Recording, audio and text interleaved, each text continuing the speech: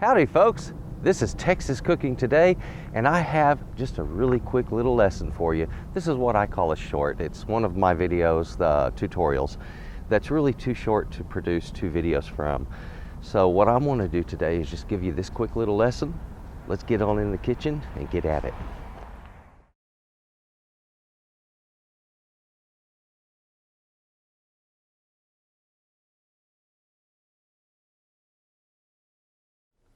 Folks, look at this. Today we're going to be discussing chilies. This wonderful, beautiful plethora of chilies. I'm going to tell you about their flavor profiles and their heat profiles and different things that you can do with them. Wonderful, delicious, scrumptious chilies. Once you've had a good taste of them and you've become comfortable, you can make all kinds of fantastic dishes with these goodies. Today we're talking about chilies. These are wonderful, wonderful fruits. Now, in the event that you're thinking, no, chilies are a vegetable, what separates vegetables from fruits? A fruit is any seed-bearing pod of a plant. Vegetables are stems, leaves, and roots, okay? So that's the defining difference between the two. Fruits, well, that would be a chili pod. A chili pod is a fruit. It is a seed-bearing pod.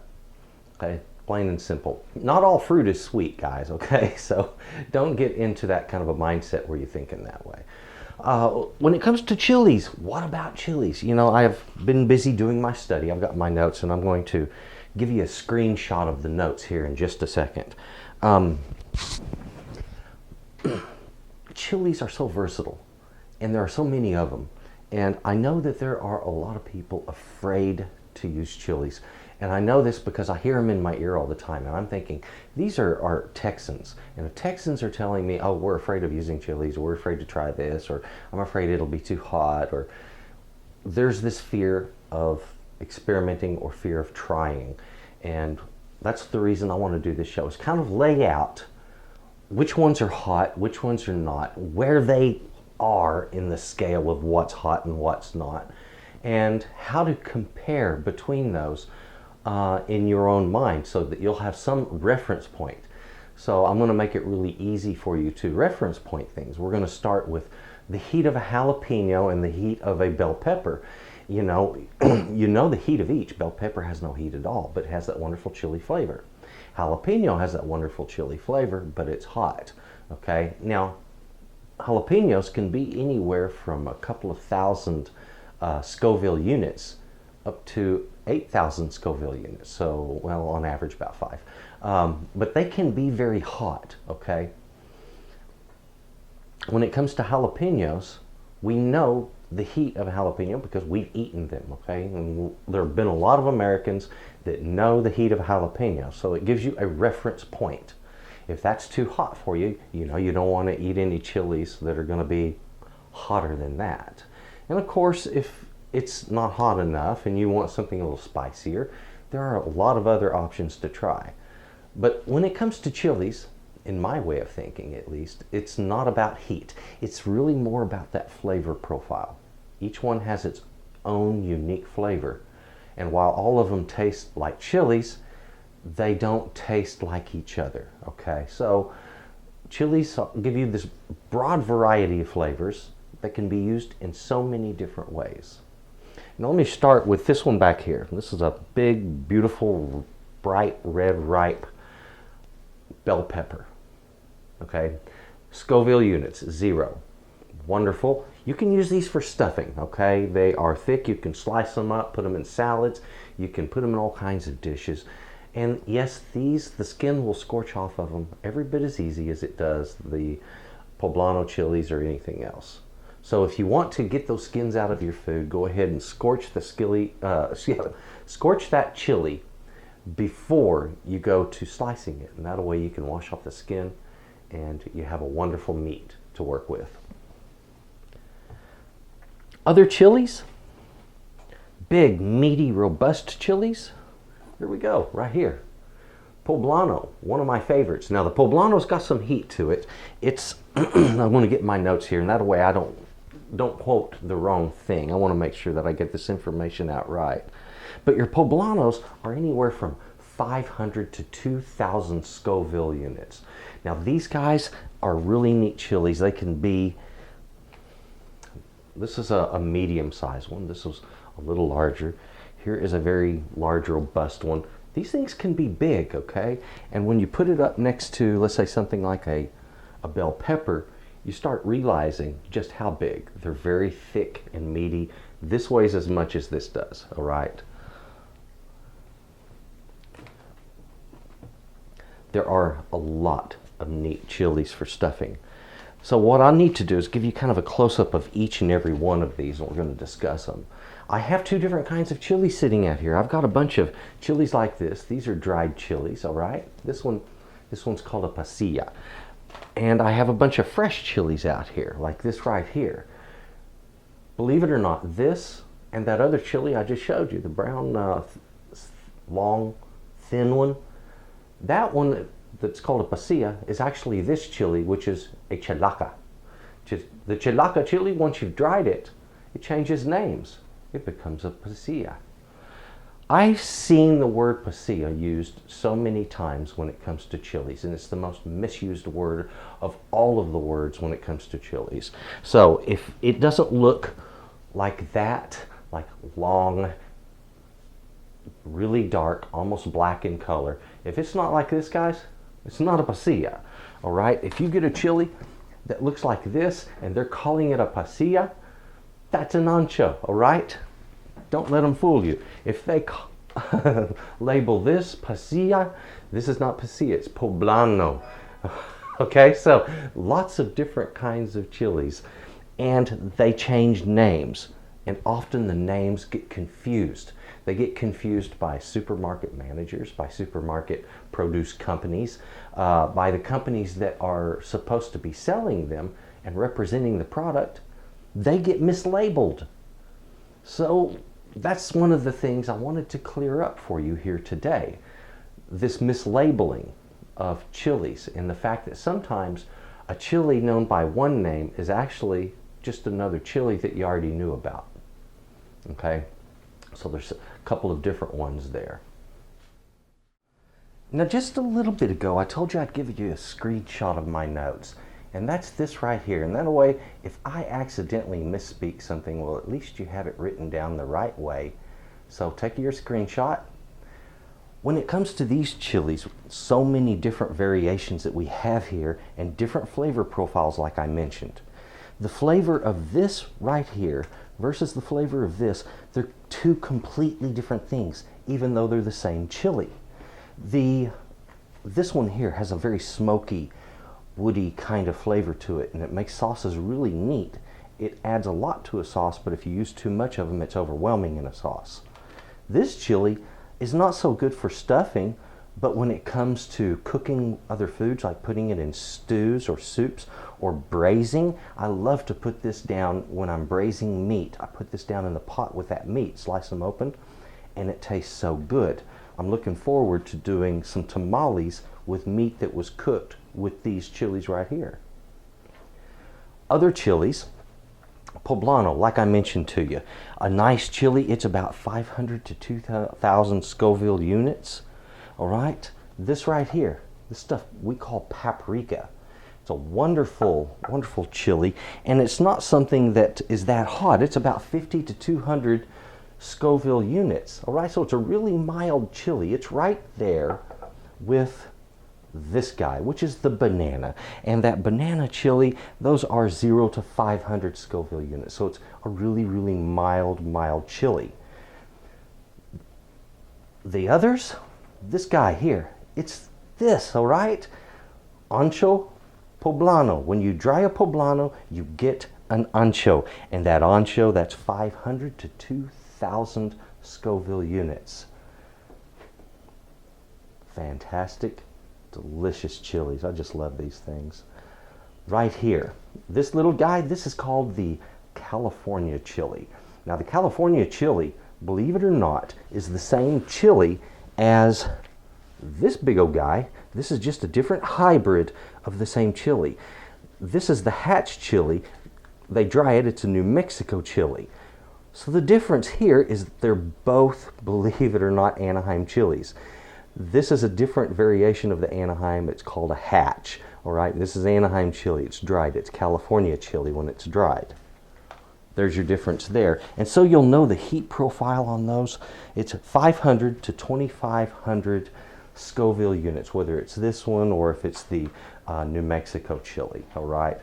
And very similar to it, this guy right here, which is so popular in Mexican cuisine. So many of the sauces that you've had, if it's that bright red sauce for enchiladas, it's this guy. This is the Guajillo chili. It's a very, very popular chili, grown a lot, heavily cultivated in Mexico.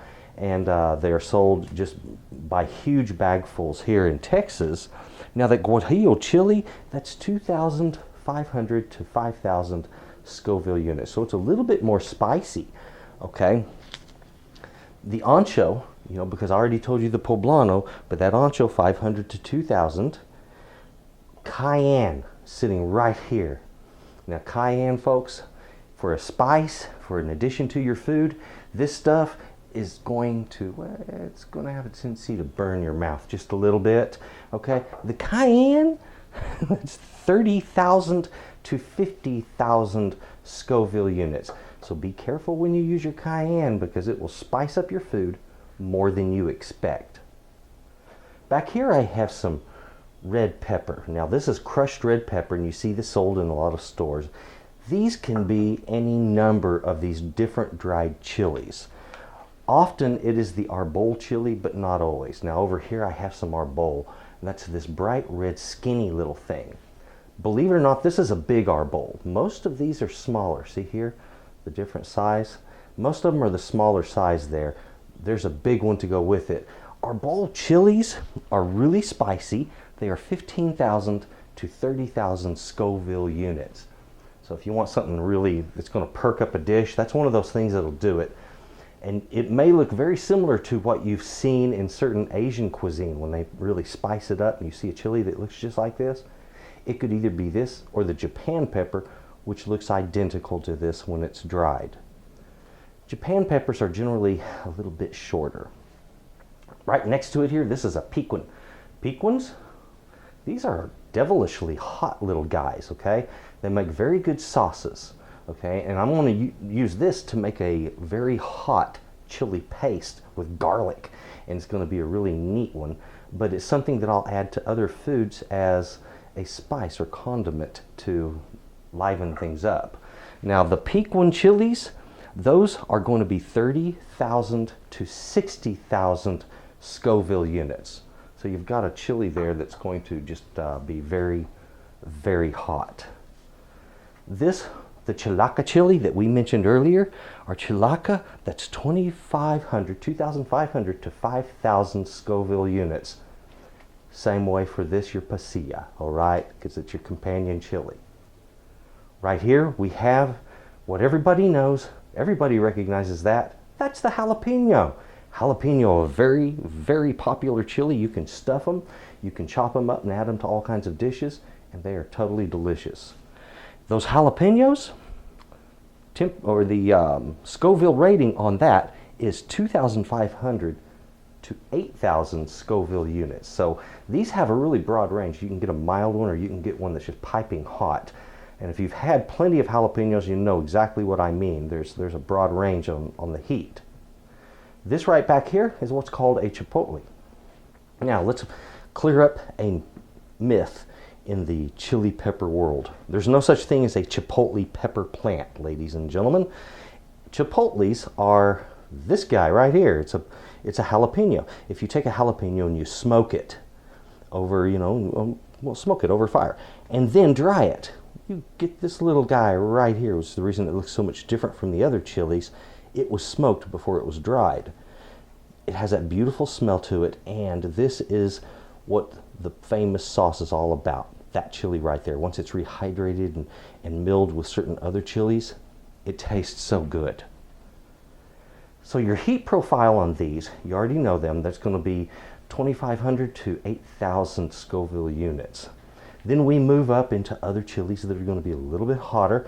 That's going to be this little guy right here. This is very popular for all kinds of dishes. Salsas, pico de gallo, things like that. It's a very popular chili. This is the Serrano, and the Serrano chili is going to be in the neighborhood of about 8,000 Scoville units to 22,000. So again, very hot chili. It's not the kind of chili you're going to be stuffing or anything like that because it's too small, but it is great for spicing up a dish. This chili down here is one that I really don't use myself, but I wanted it on the show to kind of give you some idea of what really hot is. This is known by two different names, meaning there's two different variants of this hybrid chili. One is called the Scotch Bonnet, and the other is called the Habanero. This is Habanero right here. Scotch Bonnet is almost identical by appearance, so it's hard to tell them apart. But your Habanero, hot little dude. This is 150,000 to 300,000 Scoville units. Folks, I have to mention this. When it comes to being brave with chilies, work your way up to this. Don't try to move right into the habanero right off. Even people that are accustomed to eating hot dishes often have problems when it comes to processing this chili right here because it is just that hot. It's beyond my ability to use because it's hotter than I want to use. Also, if you're going to be processing chilies like this one, or the chilies like this, the peak one, the little arbol here, if you're going to be processing those really hot chilies, you need to be wearing gloves, okay? Because this can burn the skin. And also, hours later, it hangs on. You can try to wash it off with soap and water, and then hours later, you get your hands under that, or you get your hands on your face, even though they've been under soapy water, and your face is burning hours later, and you're wondering where that came from. Well, this capsaicin does not wash off easy. It's hard to get off, and it's surprisingly, it sticks around for a surprisingly long period of time. So the thing of it is if you wear gloves, you just kind of end run that problem. Folks, we have beautiful chilies here, fantastic stuff for you to use, and great ways to use it. What do I like to do with the dried chilies? Well, like these. I can take these and pop these stems off, crush them up, and I've got my crushed red pepper. Wonderful idea. I'm going to make a wonderful little chili paste with this to use as a condiment. So it'll be a chili and garlic paste that's just fiery hot. All right.